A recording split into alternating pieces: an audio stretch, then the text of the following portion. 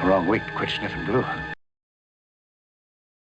Well, it's another weekend in time to finish up, or at least get a lot closer to finishing the 2001 pod. This would be part 3 of the pod report, and I'm already have been thwarted.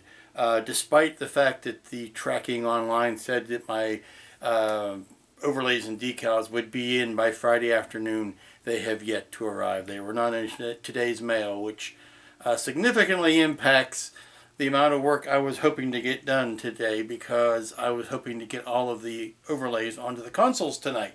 That can't happen, so I have to reshuffle my entire weekend plan and go out and do all the yard work that I was going to do later this weekend. I got to do it tonight, because once the mail gets here tomorrow, I've got to rush to get these dang things down. So won't have time to do it then. Got to do it now. So let me catch you up. While we were gone, or in the last week, I have painted the details on these arms. You can see some of the detail. I need to touch up a little bit of the white, but those details have been painted, and that's it. That's all I've done on it during this week. So, because I'm, like I say, I'm kind of stuck waiting for these overlays to come. So, perhaps what I can do tonight is finish up Dave's face. His face is not done yet. His eyes are still all white and glazy. So, like I said, I need to reshuffle my priorities and my plans for the weekend. So, let's get on with it. Make the best of it. Okay, it's Saturday morning, and I am waiting yet again for the overlays to get here and the decals. So I did a little bit more work on Dave. Did a little bit more work on the arms. Got them ready to put in. Kind of sitting on hold. Got the panels all cut to size.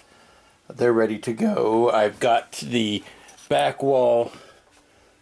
Got more detail put in there.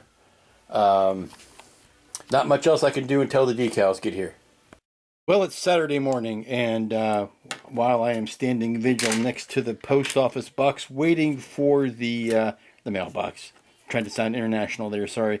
While I am standing vigil by the mailbox, hoping that my overlays come this morning, I am not wasting time. I am not sitting idly by. I am taking care of a few little things.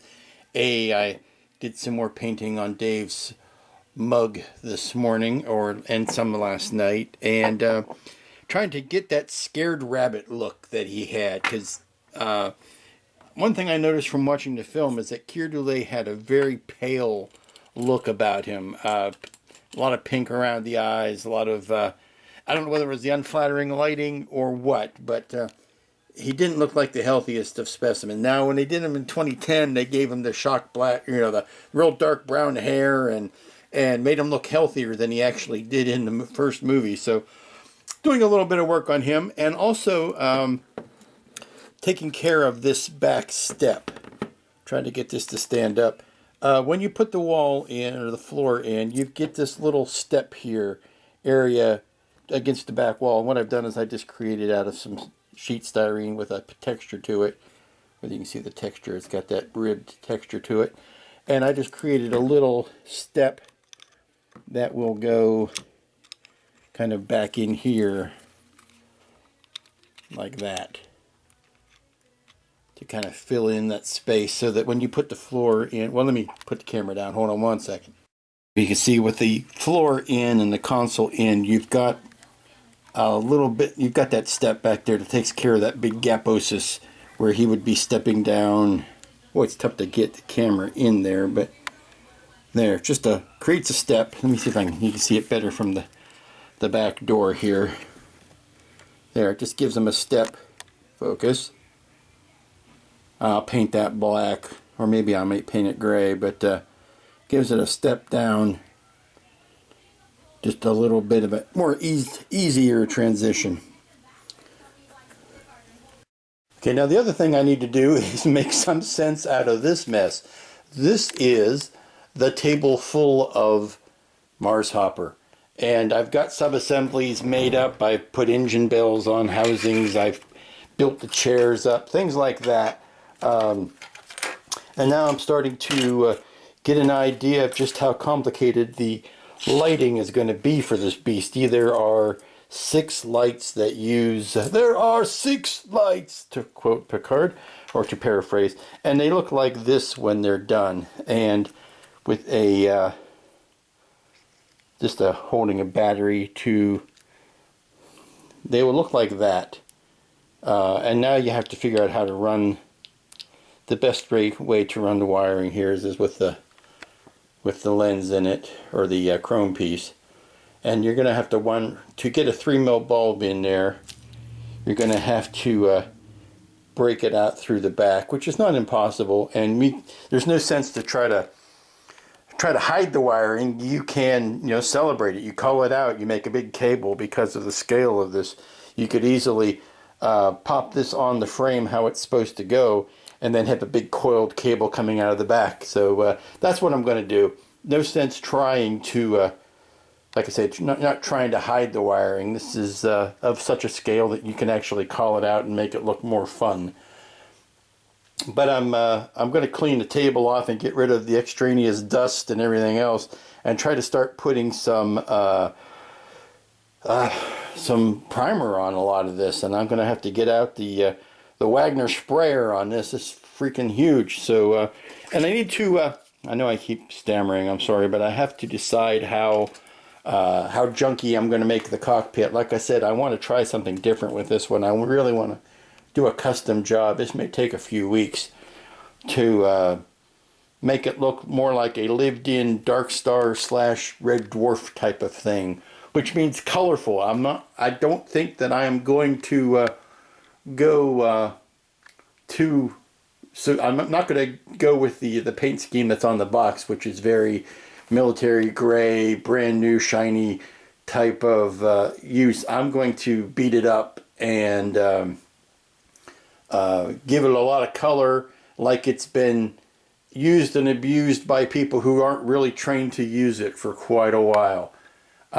There's some really fun stuff I think I can do with the bunks. Here's the bunk unit, and it looks very much like the bunk unit in Red Dwarf. So we're going to have one Rimmer type of character who is very neat and clean, and then we're going to have oh good lord, I'm blanking. I'll get it. We're going to have a Dave Lister character who is just a slob, and half of the inside is going to be slovenly with posters up on the wall, and the other half is going to be neat and tidy. So it's going to be fun. I think this subject lends itself to a lot of customization. So I need to clean up some of these sub-assemblies, get rid of some sprue, clean up the table, and see where I'm going to start painting. You can see a little bit of sub-assembly going on. I got some primer on this piece, but I'm working on the details that go in there. And outside I've got a big old stack of parts with primer on them. Well, the mail has come and gone, and there were no overlays from Paul in the mail today. I don't understand where it is unless it's bouncing around between here and Massachusetts. I just don't get it. It shouldn't have taken this long. So this is as far as the pod gets this weekend. I'm afraid we are stuck. I'll put that step in, but we're stuck. I can't go any further. Might have to start painting some on the outside, maybe getting a base coat of white on the two halves before we're getting ready to paint those. I can maybe put a coat of white on there, but I'm really genuinely upset about what's taking so long in the mail. It should not have taken this long. Any other phrases might not be family friendly. So we'll just walk away from this and concentrate work on the hopper this weekend. As here you can see the lie for yourself. It was expected to be delivered yesterday.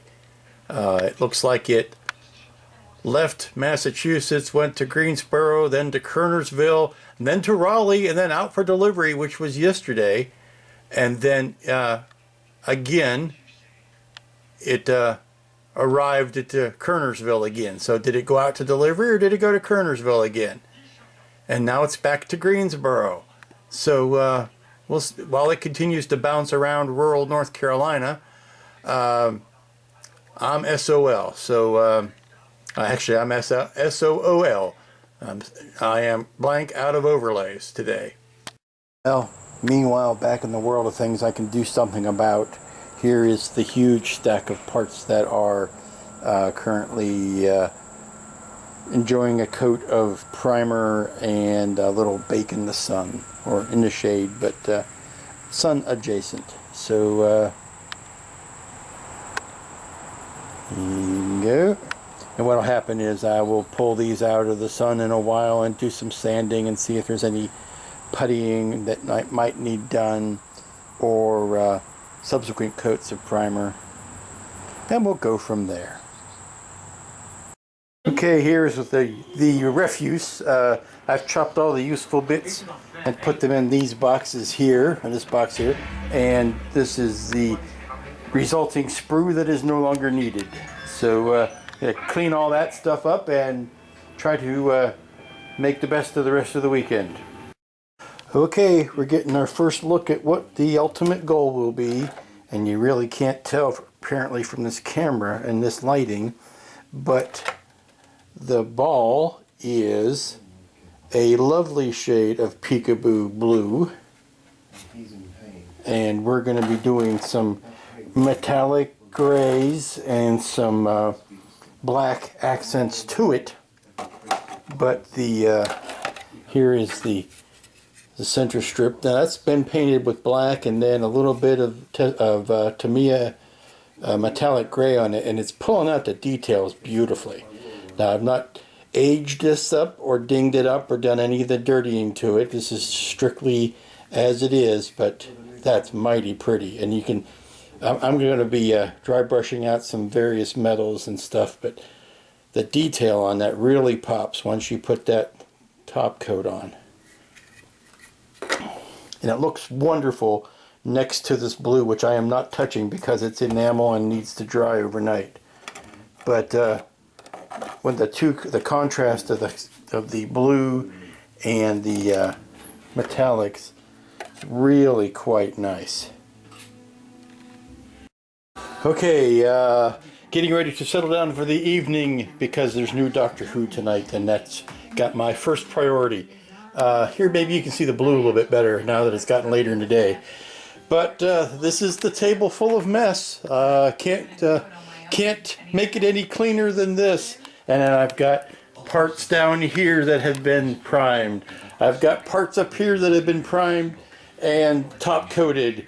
And I'm trying to figure out what my color scheme is going to be. And I think I'm going to do this framework in a rust and orange color that is going to complement the blue and leave the black, metallic black on there.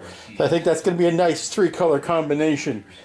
And I've got the interior cabin to worry about. The interior cabin. It's not going to be an exterior cabin. The interior cabin to worry about. So I'll start playing with that tomorrow. I've got engine housing valves drying in the other room that have been spray painted black gloss. I'm going to let those stay overnight, and then tomorrow, if I can get to them, I may all-clad those. So that can be fun. It's a mess, but it's this is what you got to do. Here's where we are with the pod for the evening. I have put a base coat of the primer filler on the two halves of the outsides to kind of start seeing where I need to point up some places. And I want to make sure none of it splashed into the inside there. And I guess I'm going to be working on a base tomorrow. Start working on the base since I can't do anything more with the consoles. Thank you, post office. So I'm going to start working on these other bits. I need to refine the masks a bit here. And then once I do that, I will spray these with that filler primer to get them all to the same level. But I just need to do a little bit of tweaking on those masks. Well, good morning. It's Sunday, and I am starting the day with a little bit of correction work on a part for the hopper. I was doing some construction yesterday, putting these frames in that go around the window, or test fitting them first before actually gluing, which is something I highly advise everybody do. And let me get the right one in so I can show you what the problem is. That's how they're supposed to go, just like that, and they look cool.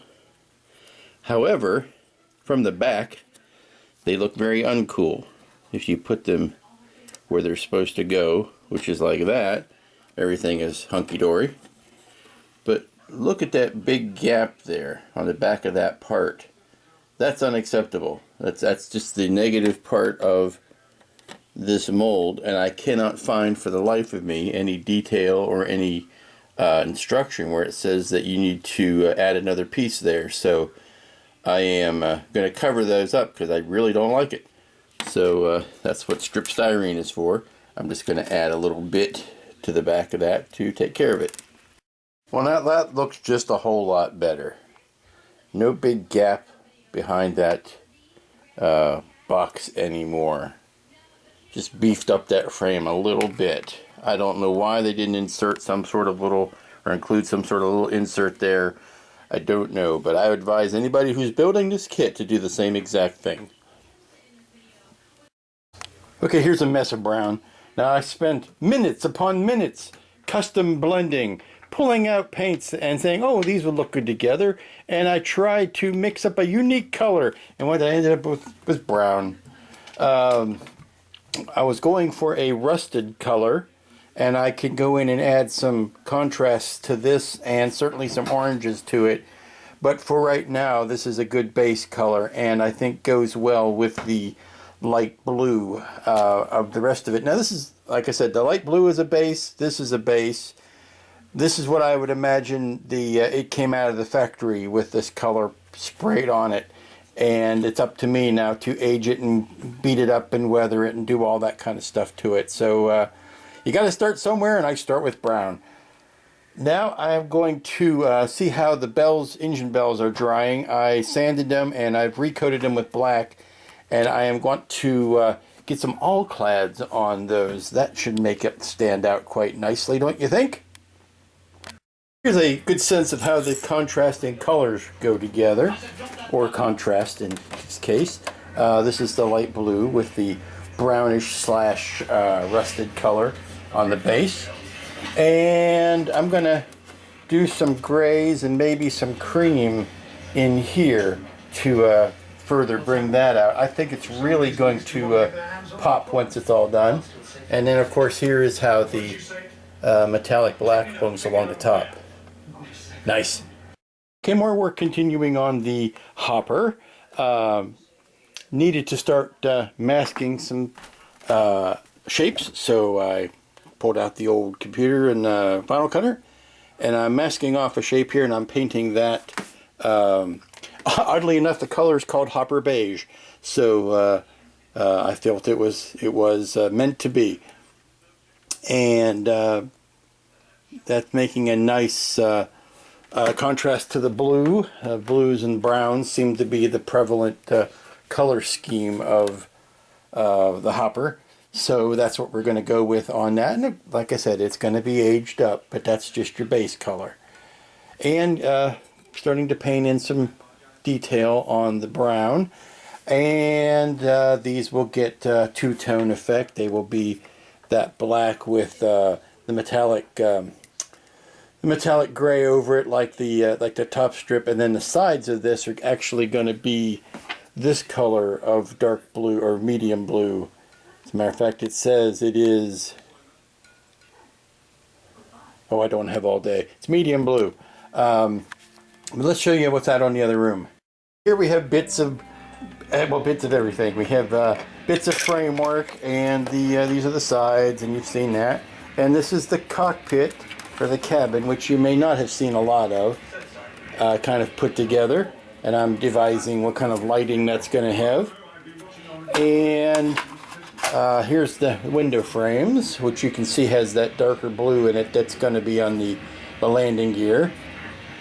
And that's that centerpiece. And here are the engine bells with the second coat of black on them.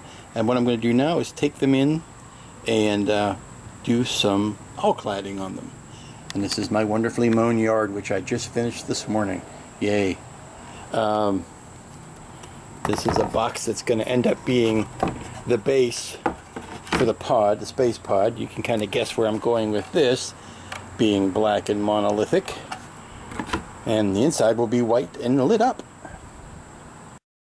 Okay, now because this is all clads and it's not good to be breathing this stuff in, I've got the exhaust fan going. I've got the engines all black and ready to be painted, and I'm gonna go put a mask on and paint these, and then I'll come back, but I won't be talking while I'm doing it because I'll be breathing through a mask.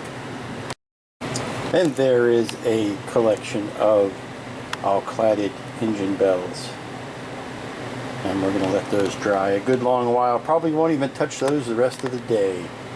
Gonna let those sit overnight.